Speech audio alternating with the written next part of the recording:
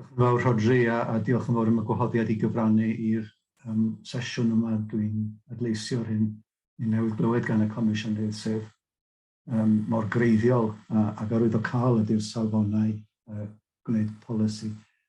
Mi fyddwch chi'n clywed gan Gwion Lewis, Consler y Brenin, am lo man y safonau hynny a sut I gydymffurfio nhw, a fyddwch chi'n clywed gan Rhys Jones a Sean Vaughan o Darwin Gray am un achos penodol sydd wedi mynd i'r glo man eto. Dwi'n gobeithio rhoi rhyw fath o drosolwg I chi yn fy nghyflwyniad I o'r cefndir i'r safonau yma. A jyst eich cyflwyno chi ydyn nhw fel darpariaethau. Dwi'n mynd I geisio rhannu fy sgrin I nawr. Croeswch eich bysedd. Mod i'n llwyddo I wneud hyn yn iawn.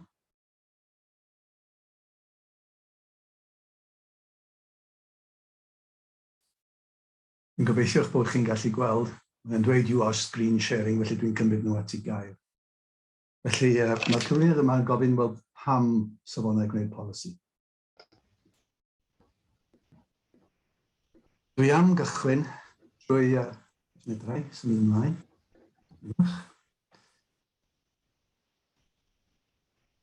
Drwy fynd â ni at siarter ieithoedd rhanbarthol lleiafrifol Ewrop.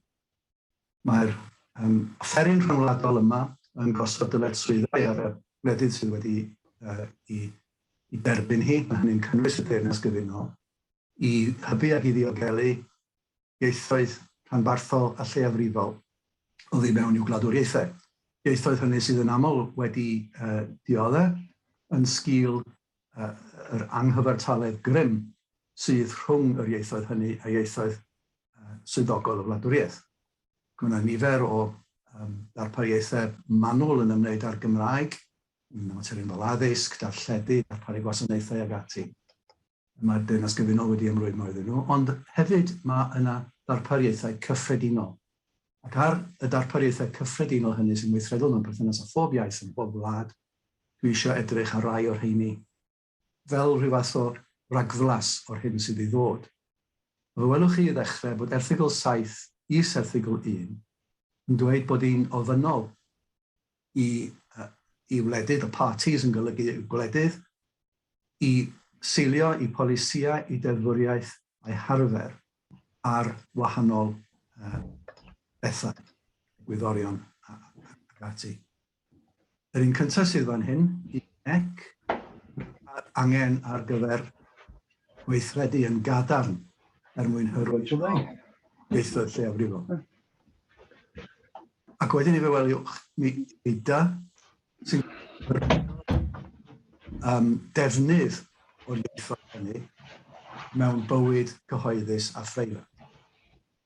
Nodwch fan hyn y gair policies, polisiau.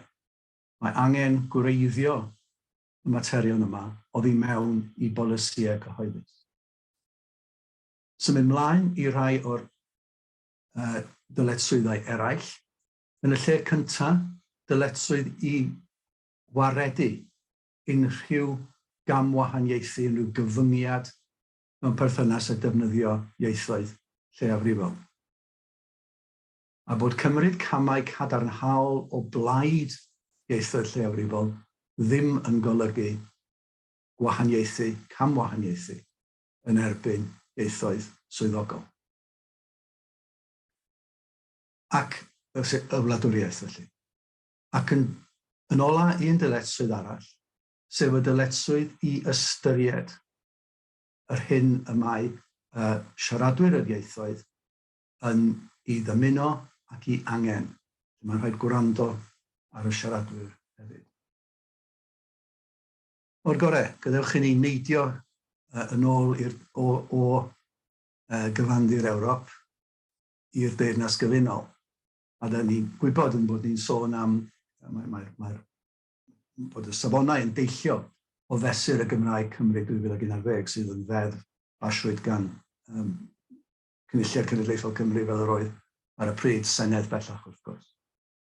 Beth oedd y cefndir i'r mesur hwnnw?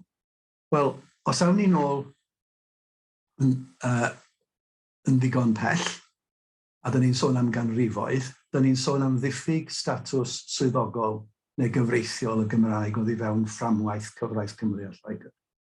Roedd y Gymraeg wedi ei heithrio yn fwriadol. A hyd at ganol y ganrif ddiwetha, mae datganiadau gan barnwyr mewn llysoedd yn atgyfnerthu diffyg statws y Gymraeg, diffyg statws ffurfiol y Gymraeg. Yn y ganrif ddiwetha, mae'n deg dweud yn raddol bach, fe newidiodd pethau yn ara deg. Ac efallai mae'r penllanw yn y ganrif ddiwetha oedd Deddfwr Iaith Gymraeg 1993 a sefydlodd Fwrdd yr Iaith Gymraeg. A mi oedd y ddeddf yma a'i phwyslais ar y cysyniad o ddarparu gwasanaethau, o gyrff gyhoeddus yn darparu gwasanaethau a sut y bydden nhw'n defnyddio'r Gymraeg wrth wneud hynny. A mi oedd yna broses o arolygu y cynlluniau iaith, yn broses eitha meddal a dweud y gwir o wneud hynny. A mi wnaeth hyn ddechrau dod â'r Gymraeg yn iaith brif ffrwd oedd i fewn i'r sector gyhoeddus, oedd i fewn i fywyd gyhoeddus Cymru, ond mewn modd oedd yn canolbwyntio ar y cysyniad o siaradwyr Cymraeg fel defnyddwyr gwasanaethau. Nawr, pan gafodd Cynulliad Cenedlaethol bwerau deddfu, un o'r pethau cyntaf wnaeth y cynulliad oedd deddfu i newid sylfaen y modd yr oedd y Gymraeg yn cael ei thrin yn cyd-destun yma. A fe ddaeth mesur y Gymraeg Cymru 2011. Nawr, dwi ddim yn mynd i fynd drwy'r mesur yma yn fanwl, ond dwi'n mynd i sôn am rai nodweddion pwysig ar gyfer y safonau dan sylw. Yn y lle cyntaf, y comisiynydd yn cael ei benodi, yn hytrach na bod bwrdd, ac unwaith eto roedd y comisiynydd ar dyletswydd fel oedd gan y bwrdd o hybu a hwyluso y Gymraeg, ond mi oedd y ffocws yn llawer mwy tro hwn ar y cysyniad o safonau newydd yma. Mi ddown ni at treini mewn eiliad. Mae'r mesur yn gwneud un peth pwysig arwyddocaol, sef mae o'n datgan yn ddiamwys statws swyddogol i'r Gymraeg. Mae hefyd yn sefydlu'r egwyddor, mae Comisiynydd wedi sôn amdano'n barod, na ddylid trin y Gymraeg yn llai ffafriol na'r Saesneg. Allwn ni sôn am hyn neu feddwl am hyn fel y cysyniad o gydraddoldeb y Gymraeg fel iaith yng Nghymru, fel iaith swyddogol yng Nghymru. Felly mae'n datgan statws swyddogol, sydd yn datwneud, os liciwch chi, y drwg oedd wedi bod yno ers canrifoedd maith, ac hefyd yn sefydlu'r egwyddor o gydraddoldeb. Ond yn sylweddol hefyd, mae'r gyfundrefn safonau yn wahanol i'r gyfundrefn dan yr hen ddeddf mewn dwy ffordd. Yn y lle cyntaf mae'n gyfundrefn fwy caled. Mae y dull o orfodi yn llawer mwy eglur y dydd gwir yn y lle cyntaf, ond hefyd yn fwy caled o dan y safonau. Debycach i ddyletswyddau statudol arferol. Bydd o'n ôl at hynny mewn eiliad. Ond yn fwy arwyddocaol ar gyfer ein trafodaeth ni heddiw ydy i bod nhw yn ymadael â'r cysyniad mae dim ond mewn perthynas a darparu gwasanaethau ydyn ni'n disgwyl i'r sector gyhoeddus ymwneud â'r Gymraeg. Allwn ni weld hyn fel ymgais i sicrhau bod statws, lles a defnydd y Gymraeg yn rhan o wead bywyd gyhoeddus Cymru. Mae yna safonau, dyn ni'n sôn am y safonau gwneud polisi, falle rhai pwysica, ond hefyd mae safonau hybu a safonau gweithredu sy'n rhoi hawliau i weithwyr yn y sector gyhoeddus enghraifft yn atgyfnerthu hyn.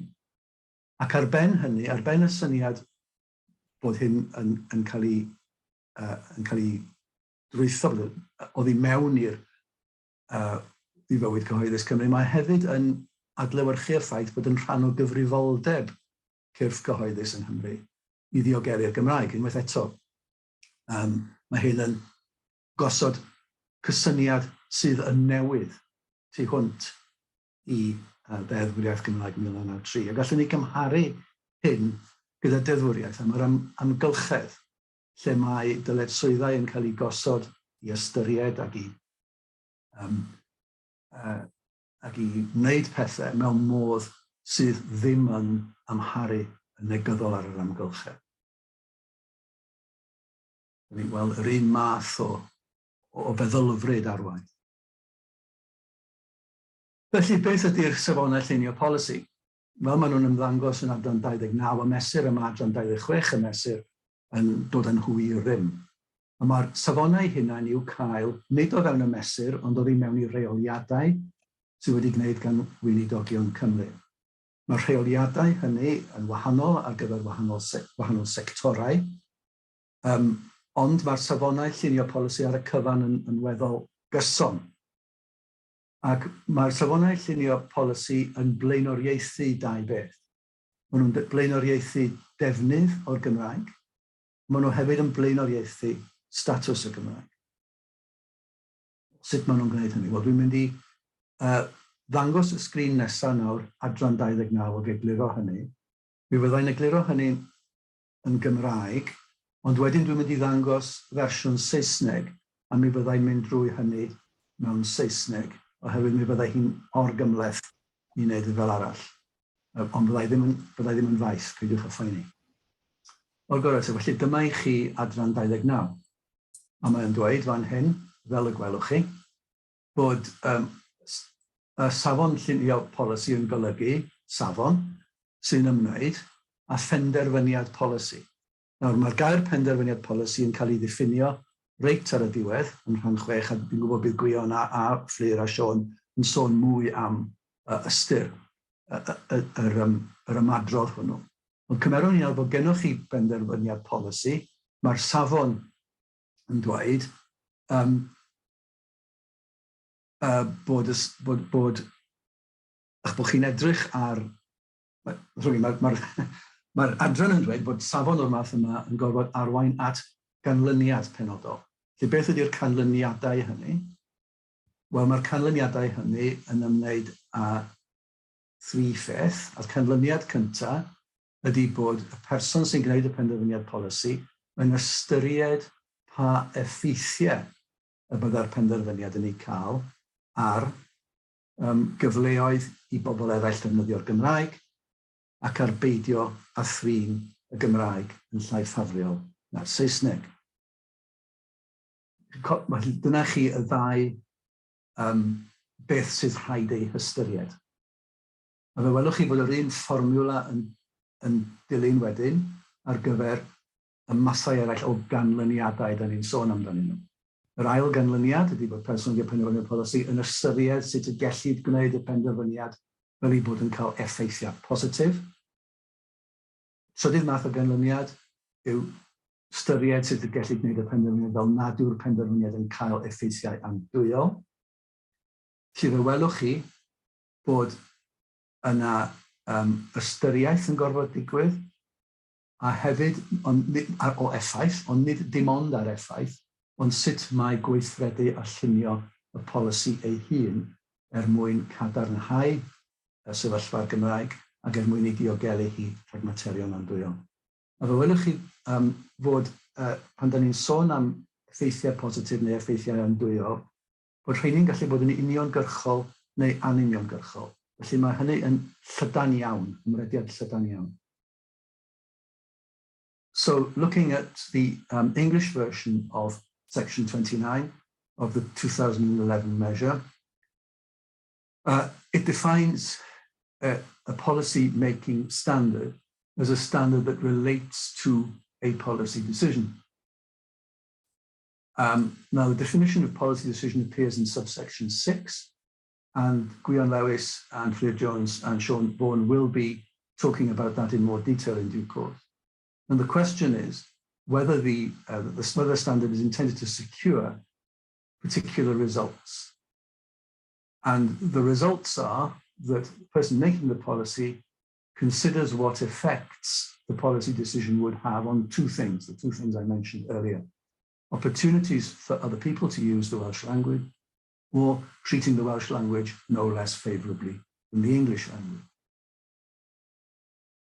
It then goes on to describe the other types of results, which are to consider how the decision could be made so that the decision has positive effects, and then to consider how the decision could be made so that the decision does not have adverse effects.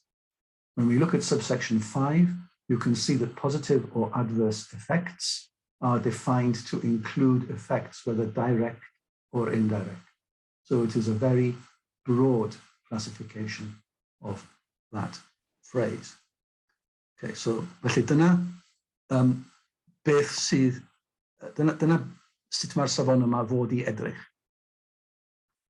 A dwi'n mynd i roi enghraifft i chi nawr o atodlen 2, Rheoliad y Safonau Gymraeg, rhif 1, 2015, Gweinidogion Cymru, Cynghora Sir a Bwrdeistref Sirol, awdurdodau parciau cenedlaethol sydd yn dod o dan y safonau hyn.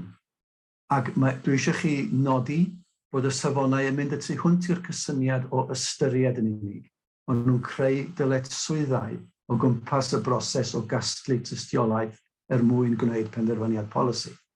Ar y sail, wrth gwrs, na fedrwch chi ddim, na dylech chi ddim, beth bynnag os ydych chi'n gorff gyhoeddus, wneud i penderfyniad polisi heb bod na sail dystiolaeth gref. Oce. Unwaith eto, da ni'n mynd i wneud y Gymraeg a Saesneg, ond byddwn ni ddim yn faith yn wneud. Lle welwch chi fan hyn, mae yna 3 polisi efo'i gilydd mewn un cwlwm, ac mae yn sôn am lunio polisi newydd neu adolygu neu addasu polisi sy eisoes yn bodoli. Mae chi'r dyletswydd sydd yn eglur yn dod o adran 26, ystyried pa effeithiau byddai penderfyniad polisi yn ei cael ar gyfleoedd i bobl ddefnyddio'r Gymraeg a pheidio trin y Gymraeg yn llai ffafriol na'r Saesneg. Fe welwch chi unwaith eto, safon 89 a 90 yn adlewyrchu iaith adran 26, wrth yn bod ni'n sôn am lunio neu newid polisi.